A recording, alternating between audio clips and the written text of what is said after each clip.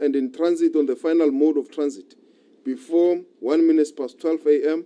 Eastern Daylight Time on the 8th of August 2025 and entered for consumption or withdrawn from warehouse for consumption before 1 minute past 12 a.m. Eastern Daylight Time on October the 5th, 2025 shall not be subject to such additional duty and shall instead remain subject to the 10% tariffs. The US is South Africa's third biggest trading partner, with the European Union and China being the first and second largest trading partners. The US accounts for 7.5% of our global exports. Thus, we will continue to engage the US with a view to conclude a deal that advances the interests of both countries. South Africa seeks to conclude deals that promote value addition and industrialization, rather than extractive relations that deprive the country of the ability to beneficiate our mineral wealth by mimicking extractive colonial-era trade relations. South Africa's minimal 0.25% share of total US imports makes the 30% tariffs on our country are inscrutable, especially when these same tariffs have been applied indiscriminately to all US trading partners globally. Moreover, South Africa poses no trade threats to the US economy nor its national security. The calculation of US-South Africa trade deficit ignores the substantial US trade surplus in services, as well as the complementary nature of the bilateral trade and investment relations between the two countries. South African exports do not compete with US producers and do not pose a threat to US industry. On the contrary, in the US markets not replace domestic products. South Africa isn't just a trading partner. We are a major investor in the US, with our companies sustaining American jobs. Similarly, over 600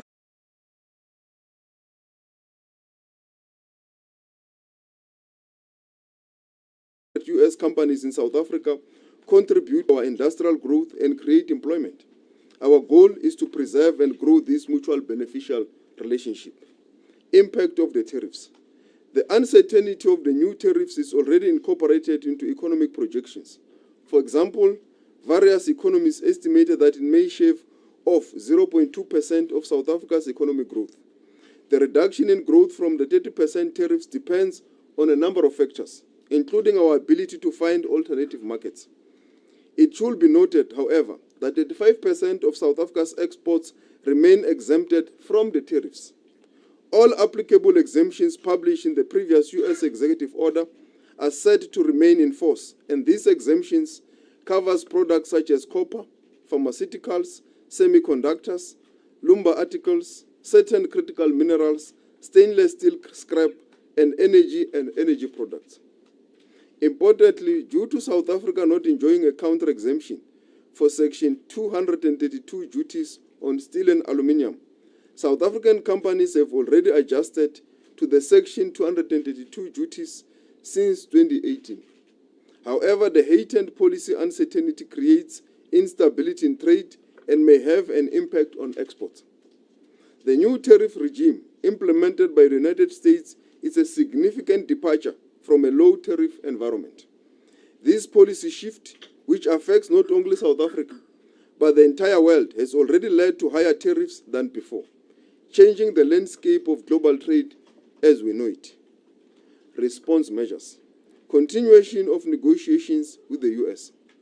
South Africa is committed to a principled approach, and we will continue to use all available diplomatic channels to negotiate a mutual beneficial trade deal with the United States, one that respects our national interests while advancing our long-standing partnership. Such a deal will be pursued in a pragmatic manner that preserves regional integration and SACO common external tariffs, noting that SACO accounts for 9% of our global exports and must be preserved. The South African government is working with industry to consider aspects of the framework deal that can be modified in a manner that promotes predictability in trade. Implement an economic response package which includes the establishment of an export support desk, which will serve as a direct point of contact for companies affected by the US tariff hikes. The aim of this support measure is to support the diversification of export market for increased resilience and facilitate the entry into alternative markets for affected exporters.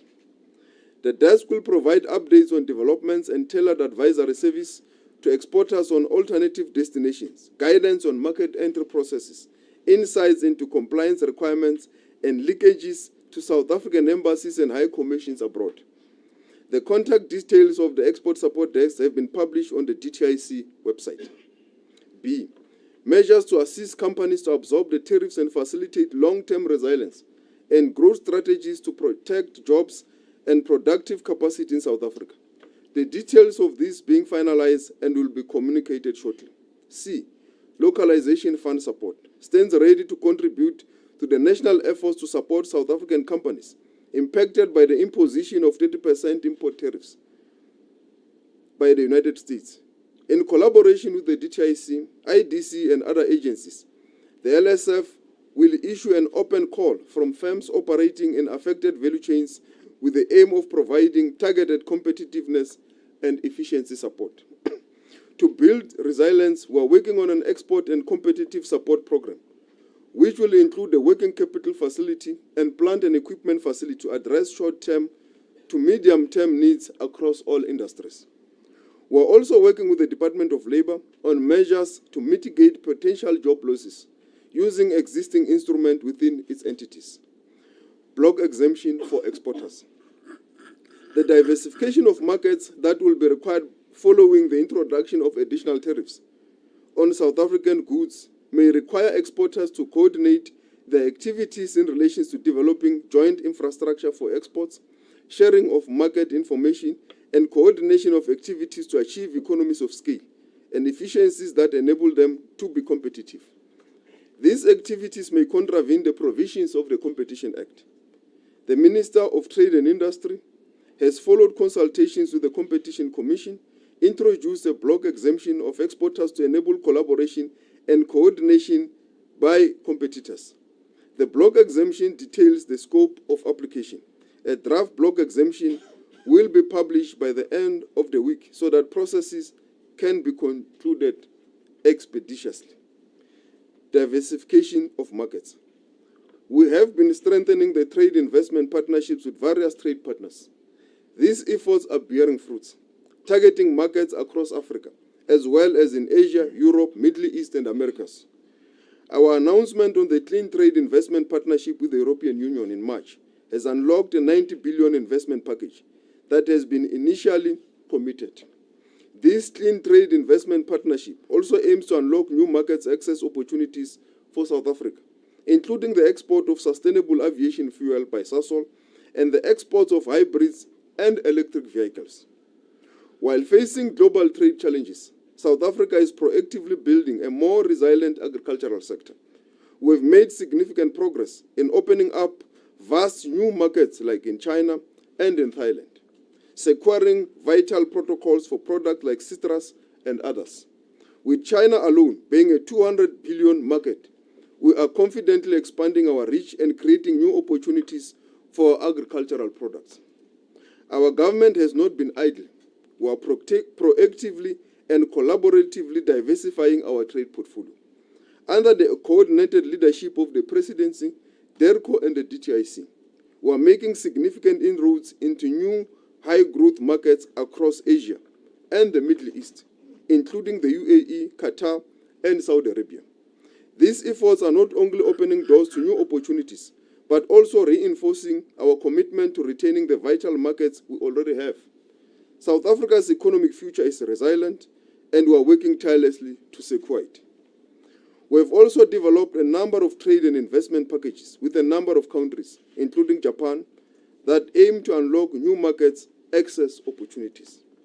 You will be aware also that next week there is also a TICAD forum in Japan.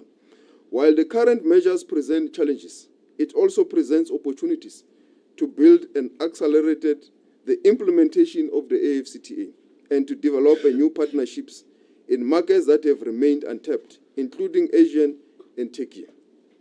Thank you very much.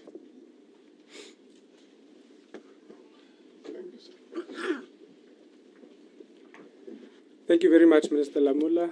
Good morning again, colleagues. My name is Kamil, as been previously introduced. I'll be facilitating the Q&A session. We'll take a round of 5 hands first. If you could please indicate your name and the news agency that you represent or the media house that you represent before you start your question. Okay, let's just take it this way. Number 1, 2, 3, 4, and 5, ma'am, at the back there. That will be the first round. Yeah, let's start this side. Thank you. Good morning, Shannon Merrick, Star CBC Africa. Minister, we went from a 10% to a 30% tariff hikes. Who do we blame? Do we blame the ANC, a political party? Do we blame the Government of National Unity? Do we blame the right-wingers, Solidarity, AfriForum? Do we blame the left-wingers, EFF, MKP? Can you just tell us who's to be blamed? Because somebody must be blamed. So that's unfortunate. Second part.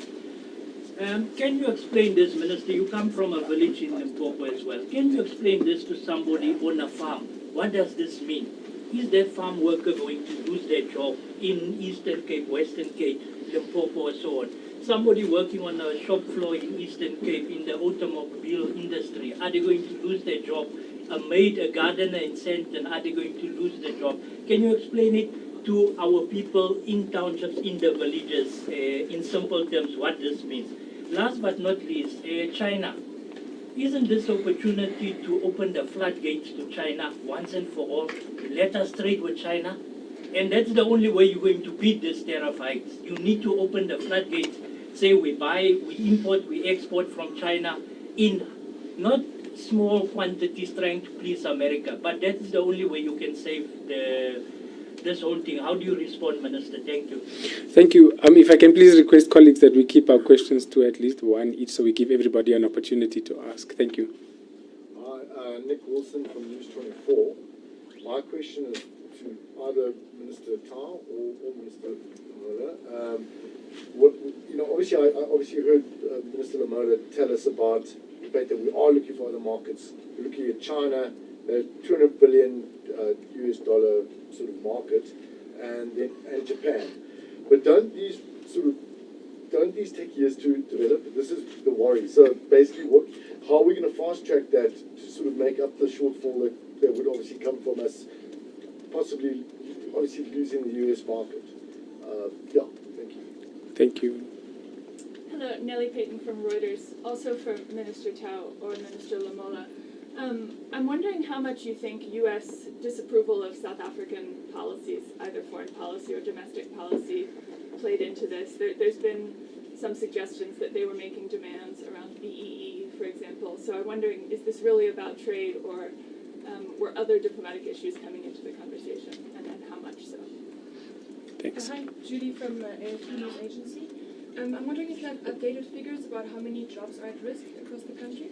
And if I can just ask a second question, how are you taking a new approach in trying to continue negotiating with the US?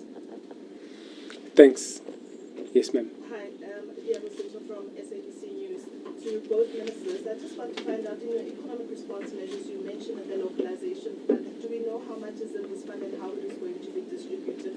You're also going to be talking to the Department of Labor to see how they can help with job losses. Do you have any more information on exactly what kind of measures are you taking from the Department of Labor, given that the unemployment is already high, and if you're going to be helping people affected or workers affected by this, is there a specific program that you're going to be looking at, and can you explain a little bit more about those two details? Thank you.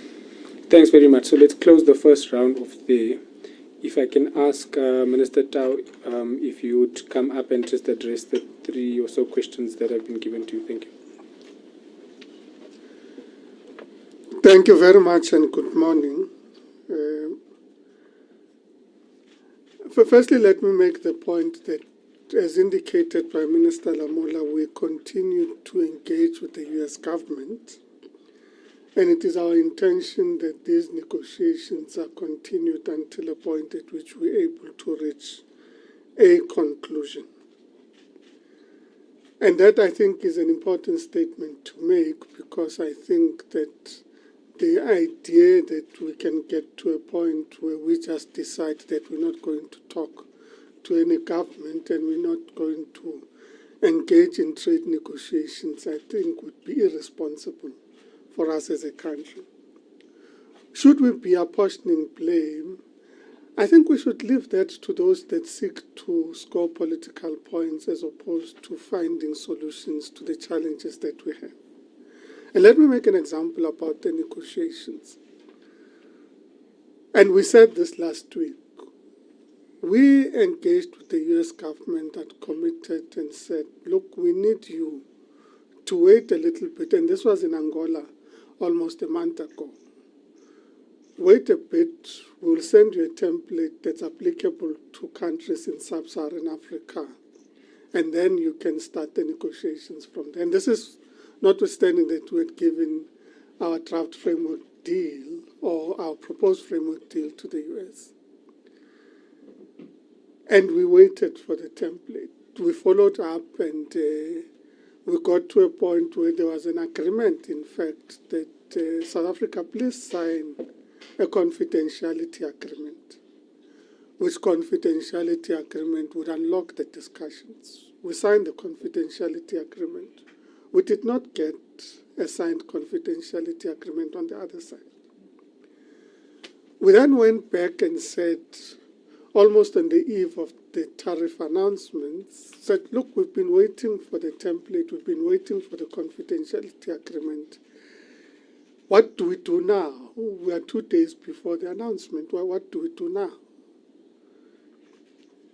And the feedback is, look, you know what, at this point, let's look at the template as a red herring at this point.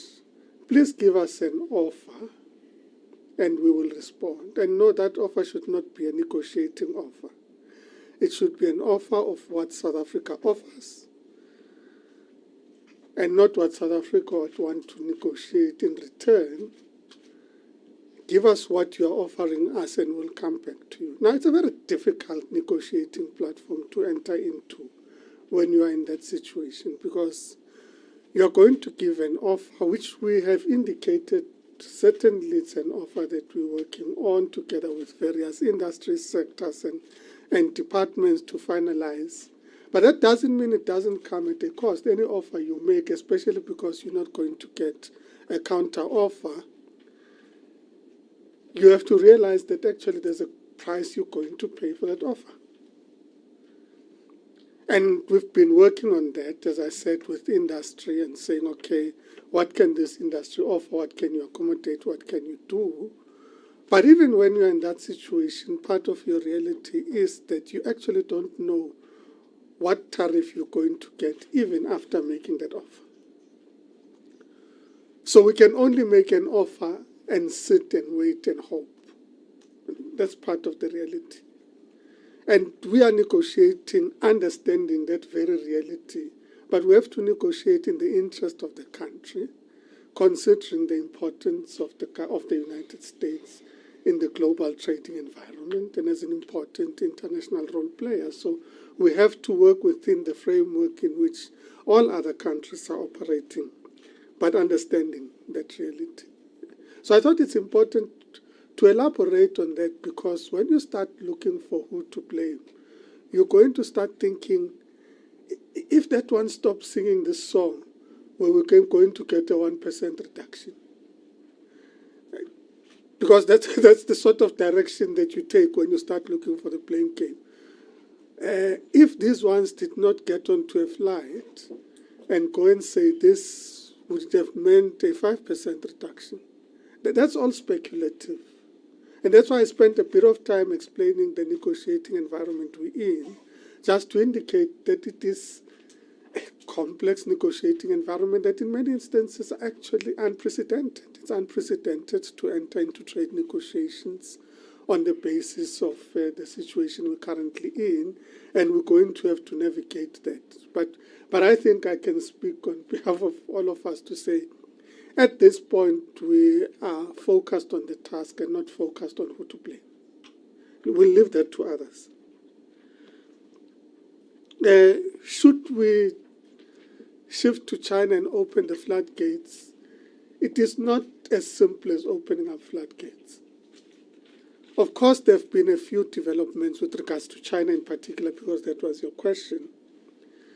And those include the fact that China made an announcement at FOCAC this year that, in fact, we will reduce to 0% for all African countries but one.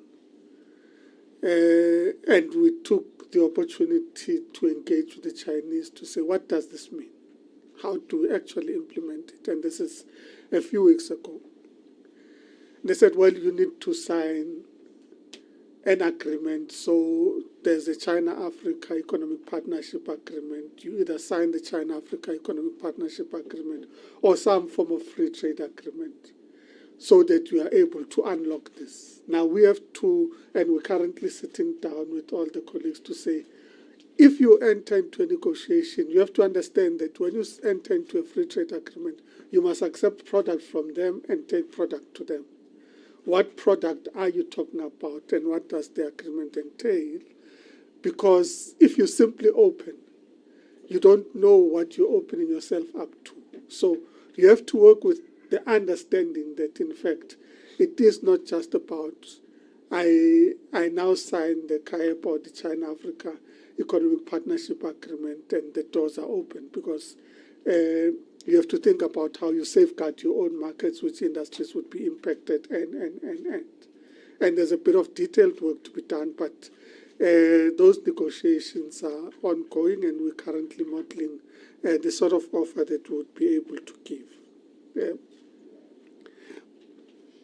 But the Chinese have also said that we would want to enter into an MOU with yourselves, which MOU would look at industrialization and green industrialization in particular. And they've given us the proposal. We're currently discussing it and should finalize it.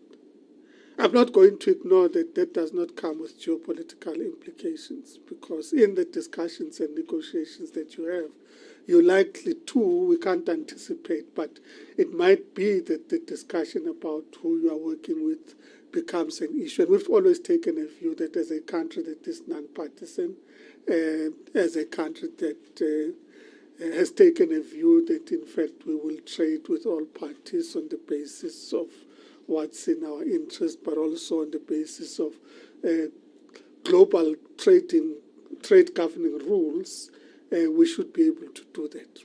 But I'm not suggesting that there are unlikely to be complications in that discussion. It does take long to secure markets, but these are markets we've been working on. And I elaborated on China as but just one example. As indicated by Minister Lamola, we're in South Africa EU summit in March this year. We agreed to finalize the Clean Trade and Investment Partnership with them. They made an initial commitment of 90 billion rand to be able to invest as an initial commitment.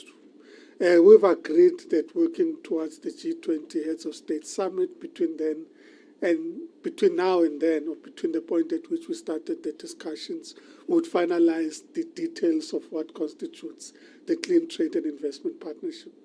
So it does take long, and you still have to deal with other realities. I mean, you would know we announced last year that we're in dispute with the EU around citrus and the citrus black spot. So to open up the citrus market in the EU does deal with sanitary and phytosanitary issues that you need to engage with, and that's part of the reality. So it's not as if you just walk in and open markets, but you do have agreements that you can leverage. And it depends on what sort of market opens up at which point that you're able to trade. I thought there's an important point that was made which relates to the fact that, firstly, the Section 232 tariffs are still applicable on steel and on the autos, as was introduced by the US. So that constitutes part of the trading basket. Then there's the part of the trading basket that has to do with the products that are exempted, as indicated by Mr. Lamola, in particular pharmaceuticals and mineral products that are exempted, and therefore you're not paying tariffs in those products. So when we're talking about products at the level of detail, you literally have to go into different tariff lines and thousands of tariff lines and say, what is the impact on this tariff line by this decision? Remember, the decision, you already are paying an additional 10%. And I think the point was made. You've already started with the additional 10%. And already there are certain sectors that have been impacted by that decision. You then have to model the additional 20% on top of the 10%. So it's not a new imposition, if you like. It's an increase to the imposition that had already been there. And you have to model literally at every point which tariff lines, which markets, which product that you work on. We are currently modeling with the localization support fund what structure of support they would give. We're not suggesting that every aspect of localization would be located in the localization support fund. Now, I'm emphasizing that because you would say, well, they have so many billion in their account, therefore this is what it implies. But you have to model it in line with other products in the support package that you provide to determine what role they would play. The fact that the localization support fund is on board, the Department of Labor is on board in terms of modeling different support packages, seeks to mitigate the impact of these decisions. But some of the numbers that have been announced, I think we need to be careful, and we are very careful in finalizing what sort of impact it's going to be. So Agri-SA issued a report, I think, on Friday that indicated their modelling of the implications that is actually much less than was initially modelled. So you kind of have to literally go into the detail. The IDC has been working to get to impact at a firm level. And even when you get to impact at a firm level, it's not as if you're going into firms that only export into the US market. You literally have to go to the firm and determine what percentage of your product is impacted by this, what percentage of that product you can still get into the US market, notwithstanding the 30%, to then be able to determine what the impact would be. So drawing a straight line, I think, has been a mistake that we've all made over the past few months. We kind of say, when we're talking the auto sector, we say the auto sector is going to be impacted. We can't export vehicles into the US market. But when you drill into the detail, most of the OEMs that are in the country don't go into the US market. So you have to go to the OEM that goes into the US market to determine what's your percentage of product that goes into the US market to then determine impact. And as I said, I think we've all made the mistake of drawing a straight line and saying, no export, therefore auto, therefore this is the number. And I think we're kind of at a point now that we're modeling it in detail and modeling what the alternatives are, because that's how you're going to design your final package. You now know the impact. You can design your final package on the basis of the actual impact that's going to happen. So yeah, I'm a bit wary of getting into the detail of those numbers, lest the models tell us something else, because as we model the support package, we're going to have to take that level of detail into account. I'm sorry for taking so long. I thought my voice would go. No, that's fine. It was good that you took so long, because you gave all the details and the time frames. So I will just respond to one or two of them. Firstly, the approach that you have said, as outlined,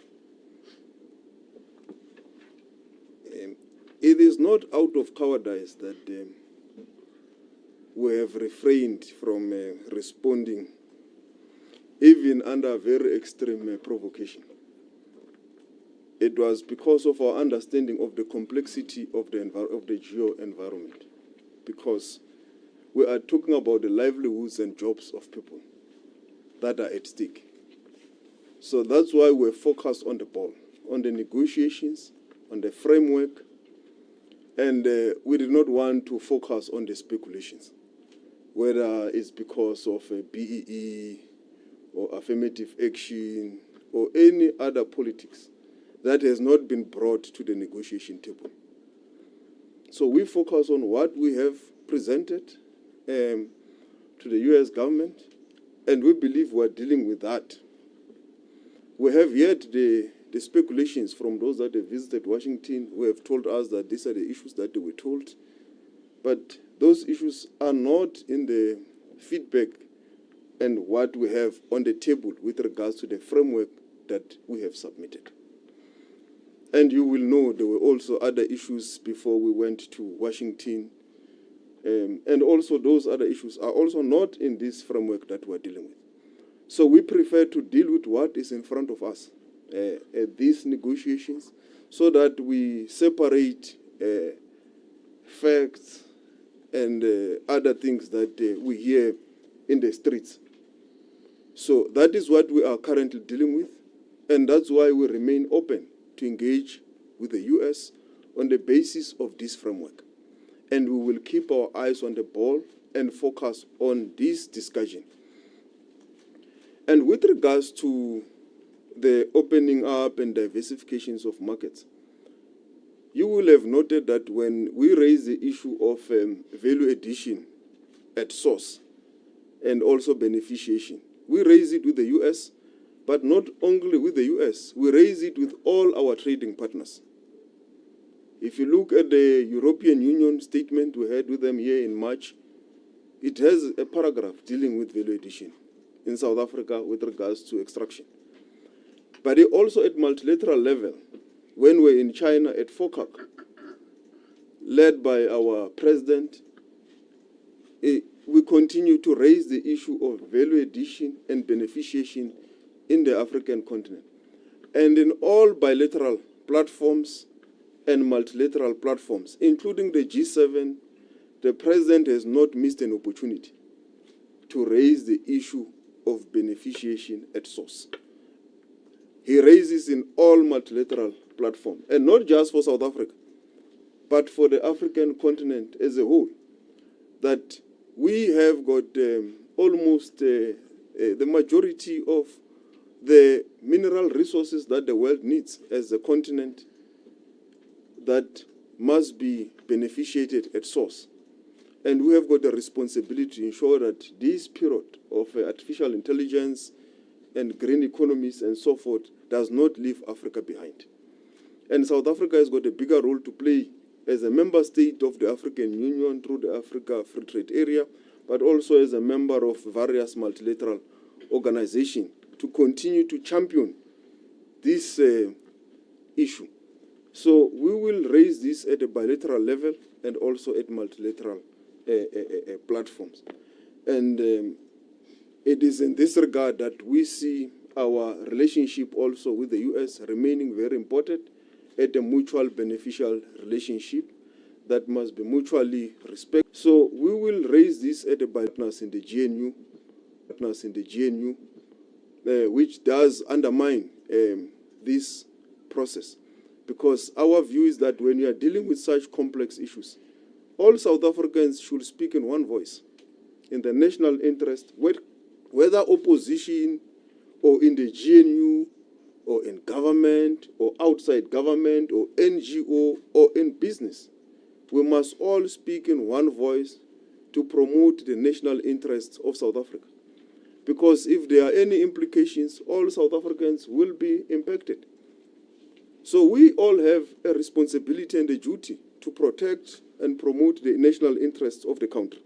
So that is the approach that we have taken, to be measured, to be responsible, to be very factual, to focus on the goal. And the goal is to, at some point, hopefully, find some agreement with the US government on the unilateral tariffs that they've imposed to us, which have also been imposed, by the way, to many countries across the globe. It's not only a South African phenomenon. So you can't just blame South Africa. It's a global phenomenon. It has been done even to their friends and foes. So the issue is whether with us we can find each other. And that is what we are working on, to hopefully at some point find each other with them on this issue. Thank you.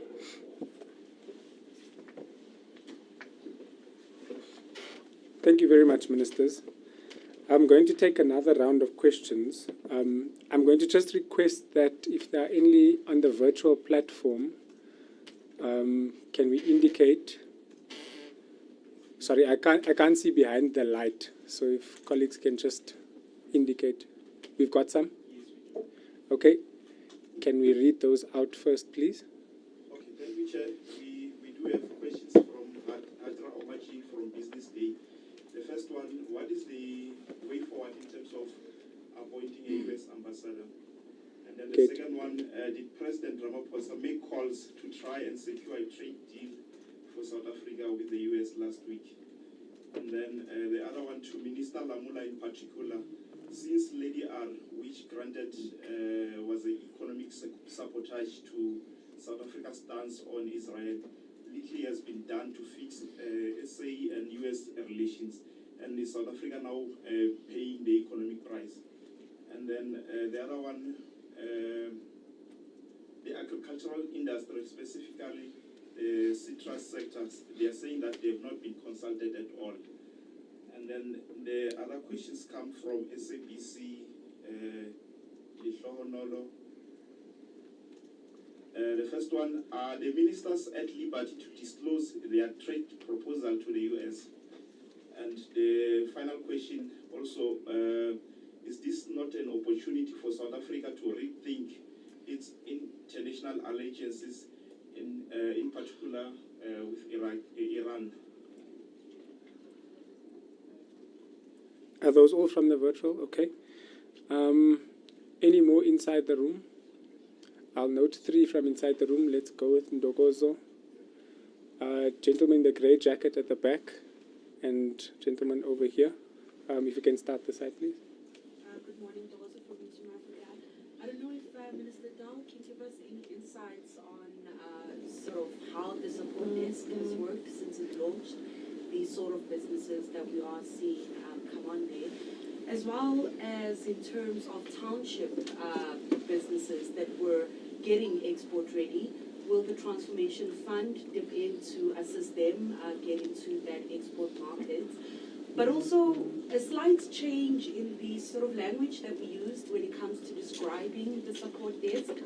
Before it was launched, it was clear that the focus really was on US tariffs, and now it seems the focus is on the rest of export markets while still assisting with the US tariffs. If we can get maybe just clarity if there's a change in where our focus is as we continue the negotiations with the US. And then to Minister Lamula, you mentioned something about speaking to the Competition Commission. Do we have any of that concern around fast-tracking intra-Africa trade and getting the agreements going? Because it does take time to make things work. Will there be any competition issues on the continent? Thank you. Colleagues, so what I'm going to do is I'm going to just, because there's quite a few questions now, I'm going to allow the team to respond. Ministers, I'll also allow you to defer to your technical teams in this round, if you so wish. And then we'll come back for one more round at the end of that. We are checking the ambassador.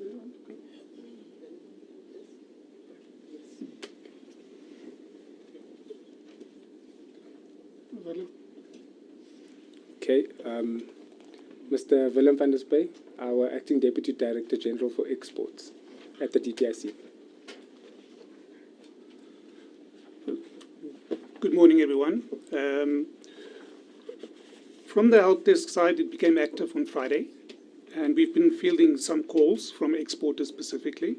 Most of the exporters have been from the Western Cape. The key questions that there was clarification asked is with regards to when the tariffs come into effect. Also, there was also interest in terms of some of the products which are not covered within those tariffs which will be coming into effect, There were also questions around the shipment, which are on water, and the implications of those ones. So we've been giving clarifications around that. There's also a lot of interest shown in terms of the support measures, financial support measures, which I think was touched on today, to give further information around that. And then also, we are also continuing to give updated information in terms of the negotiations. They were interested in what is happening with the negotiations. I think we've touched upon that as well. I think also important point to raise is to say, while the desk is giving information, the primary focus of the desk is really to assist companies to enter new markets and diversify those markets. And we want to work with them systematically over the short to medium term to offer them new markets, but also as general for the country to diversify its markets as well. So the issue is to create resiliency in our international trade environment. And through this support desk, we will have practical areas of cooperation. We'll link them up with embassies. We'll link them up with potential buyers. We will also deal with the issues and take the journey with them in terms of some of the barriers, sanitary and phytosanitary issues. We'll also work with other parties around it. So it is a systematic process for us to really support them to look at different markets. Some companies, for example, have opportunities in other markets which they can advance. Others are looking at new markets. We're also assisting with them and engaging with them on those markets. And we're also looking at some of the key sectors, for example, which are affected by the tariffs specifically, that we're working with those companies as well. Thank you. Thanks, Minister. Yeah. Let me just deal with the ambassador thing. Yeah, thank you very much. The question from Harja with regards to how far we are on the appointment of an ambassador. Let me preface it by saying that we had an ambassador in the US, and that ambassador was expelled. So President Ramaphosa has always prioritized the US in terms of an ambassadorial responsibility. So the fact that our ambassador was expelled means that the new process to appoint the ambassador will not be as easy as it will have been when an ambassador will have not been expelled. We have to take all careful consideration, all due diligence, and I can confirm that that process is at an advanced stage. And the President, at the right time, will announce who will become the ambassador of South Africa in the US. But I will mention that this will not be dictated to by anyone to the President. He will do so in line with his powers as provided for in the Constitution. Obviously, he may consult whoever he may deem necessary and prudent to consult to appoint this ambassador. But the process is at an advanced stage, and at the right time, he will make the announcement of the ambassador. I must also hasten to mention that while ambassadors do play a role to point to the key players, decision makers, and so forth, ambassadors do not negotiate any trade deals. The trade deal is being negotiated under the leadership of DTIC, obviously with our coordination and support from DERCO.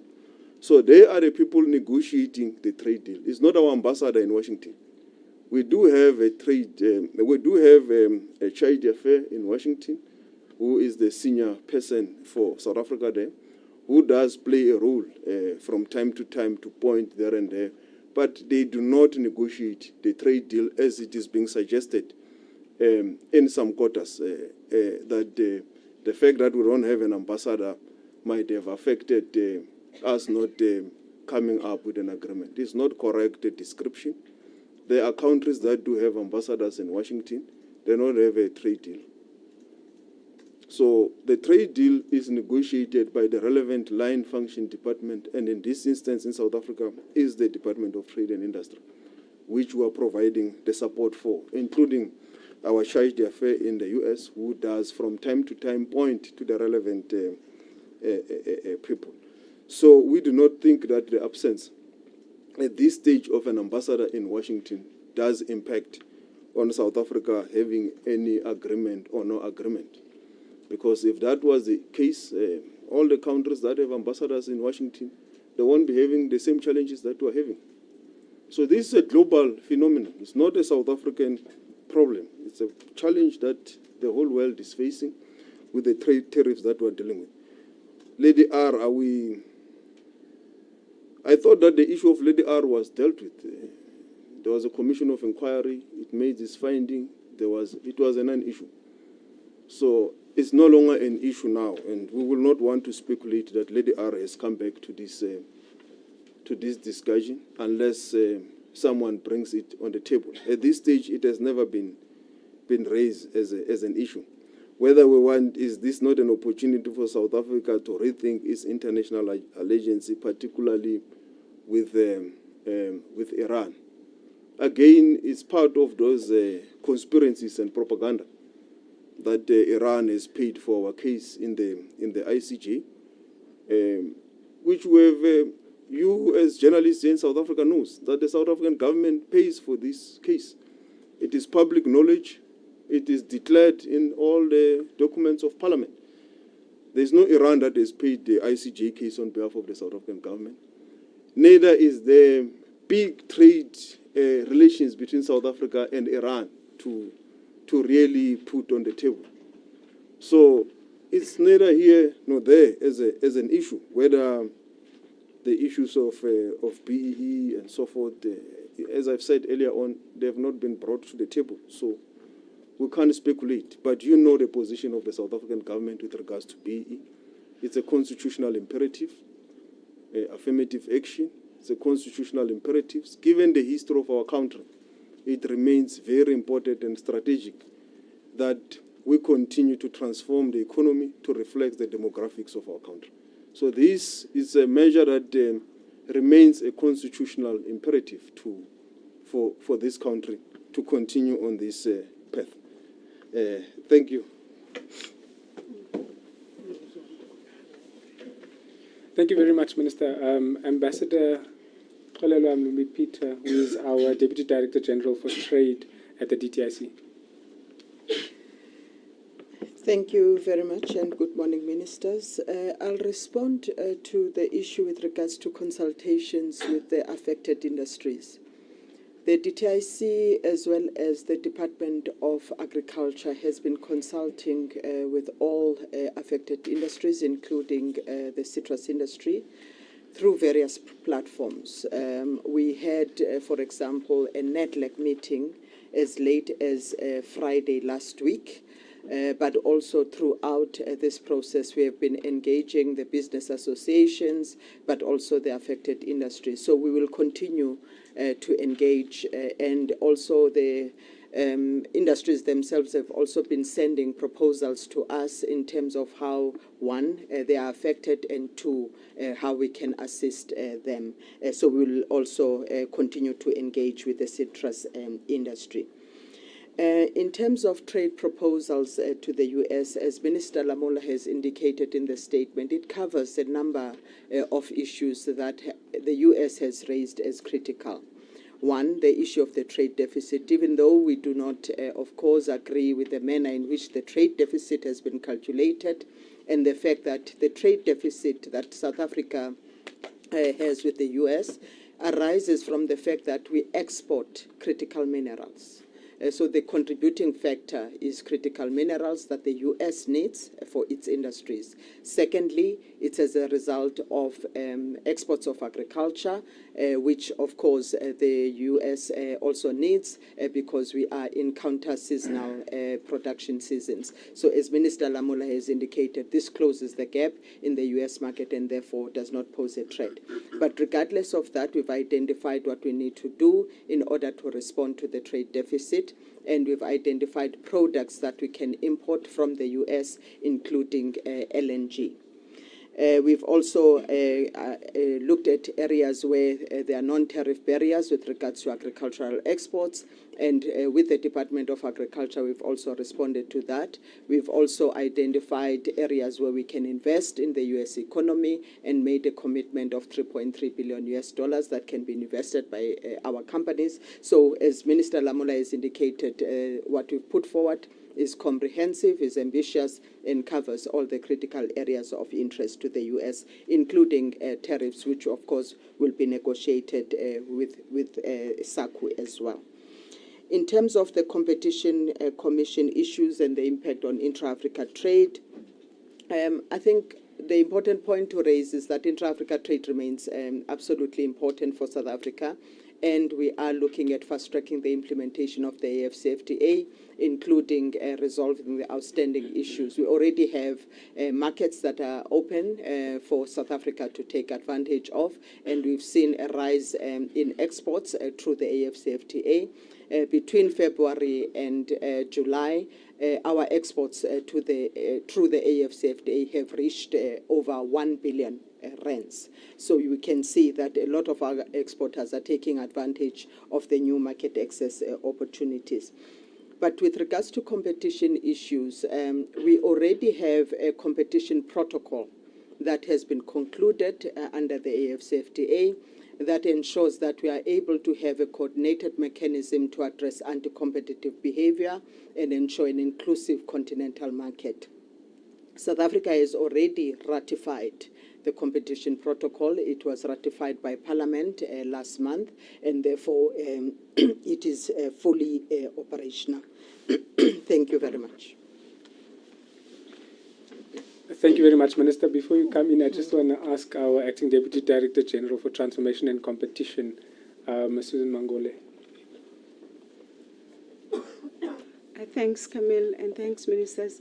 Just in terms of the question that was raised to say whether there will be support to SMMEs and township businesses to diversify, I think one of the statements that Minister Lamola has made is that through the Competition Commission, we are going to be publishing the draft block exemption for exporters.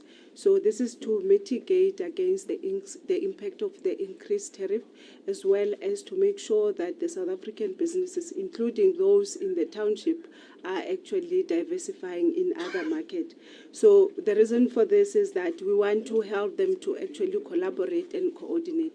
Yes, we are looking at a package that will also include using part of the Transformation Fund to be able to assist those businesses to diversify into new markets. No, that's fine. Our Director General, Mr. Simpiwe Hamilton, from the DTIC.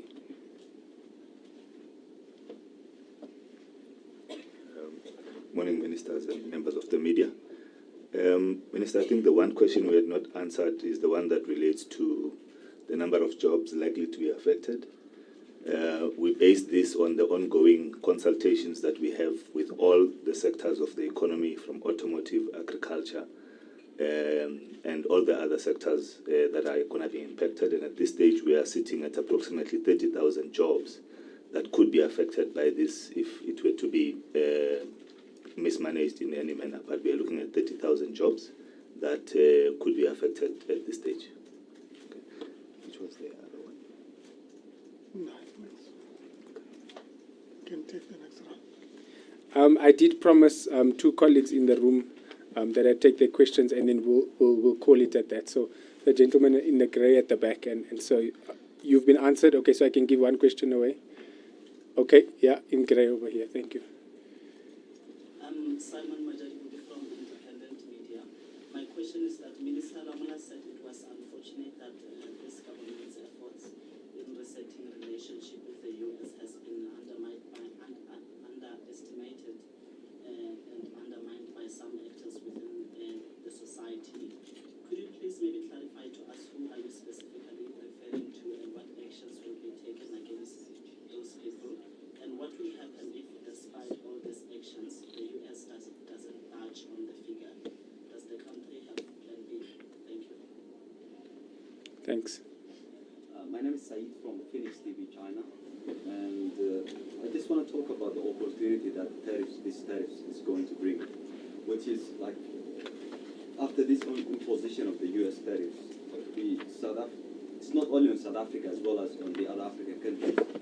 There has been a renewed momentum about the African Free Trade Agreement. And my question here is, does South Africa have a clear plan to work with the fellow African countries to revitalize this initiative as well as as a way of jointly mitigate the impact of this tariff? Thank you. I've got one more question on this WhatsApp, and then I'll hand over to the team, ministers, DGs, to answer. So it says, regarding South Africa's relationship with Israel, will there be an opportunity to improve on this in any possible way, given the Trump administration's very favorable stance towards that country? Minister Chow, if I can ask you to come up and answer the questions directed at you, and then Minister Lamola, DG Dango, if you would take the other question. Thank you.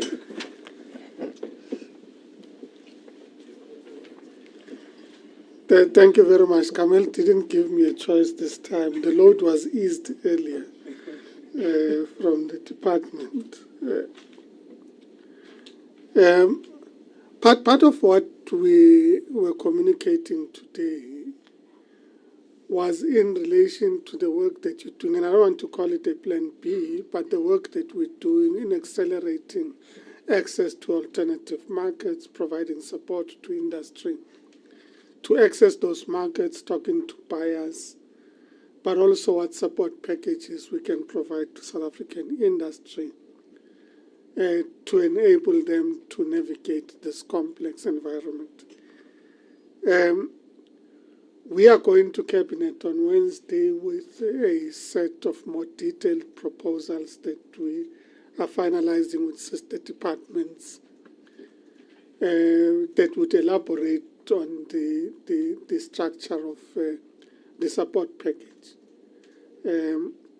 But we've been working with industry and sister departments in finalizing what that should look like. And I'm sure, subject to Cabinet and additional proposals and ideas put on the table at Cabinet, we would be able to communicate what that package looks like finally after Cabinet on Wednesday. And I'm sure colleagues know how Cabinet communicates its decisions.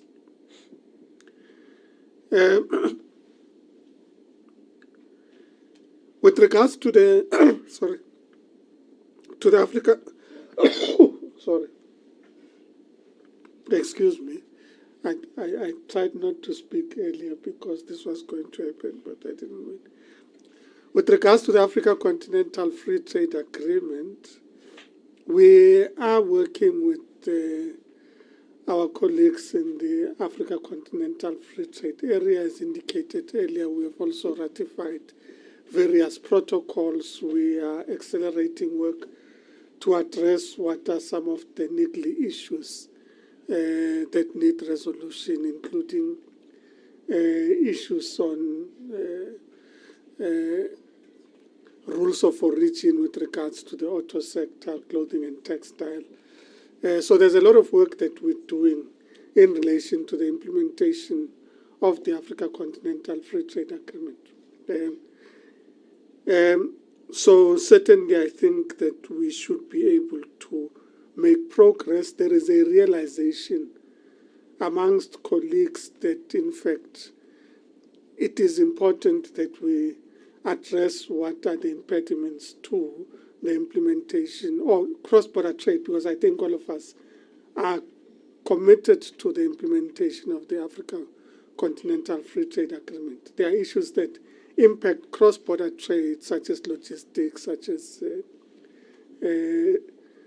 certain rules and regulations that make it difficult for countries and investors to be able to invest in particular regions and or countries that we are working on. So these are matters that are receiving attention. I think I've covered everything that was affecting. Okay, thank you. Thanks, Minister. DG, sorry to put you on the spot.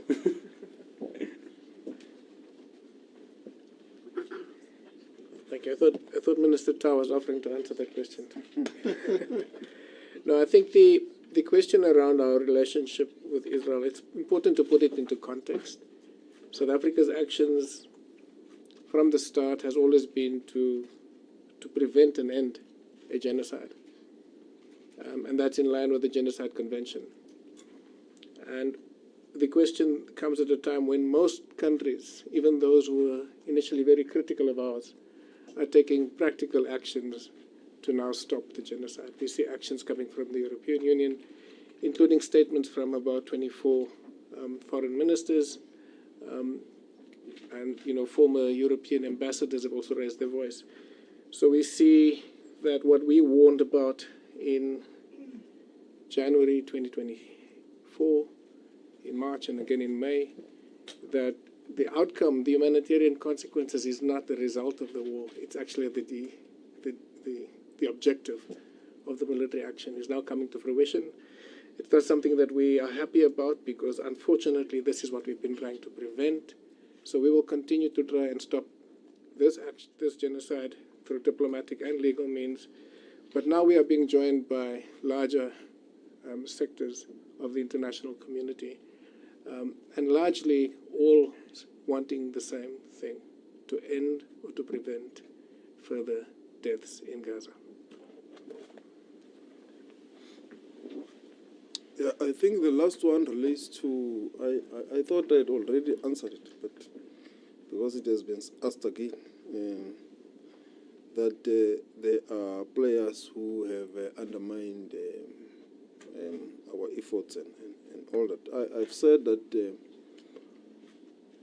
our view is that all of us as South Africans, irrespective of our political affiliations, whether you're in opposition, NGO, business, or in government, GNU, partner, or anything, once you get out of South Africa, we all have a responsibility to promote the national interest of South Africa in a positive way, particularly when stakes are high, like now, during these complex negotiations with the US.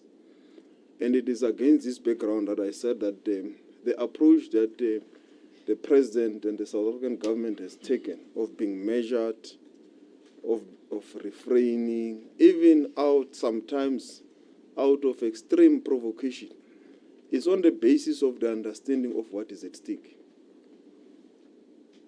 Jobs, livelihoods, and the economy.